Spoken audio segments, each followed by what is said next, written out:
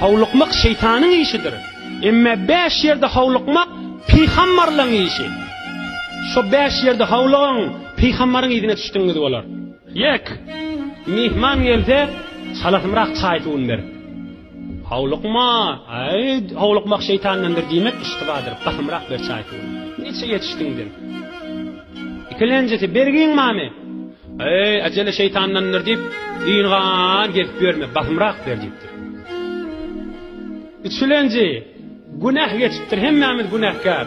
40 yaşa vartan olar. İlla varayın. On diyme deyiptir. Şunu erteye koyma. Şımahalını 12 dakika koyma. Nice batımrak tövbe. 3. Dördüncü. Qıydın balığı olan malta, yaşı yeten malta, imanınla, amanatınla ınamlı adam gelse izdivacı bir havluqmalıdır. Havluq näme? Qıydımın yaşı var mı? Dime, peygamberlerin yolunu tuttuğun malar, yetirip otif, eşittirip otif.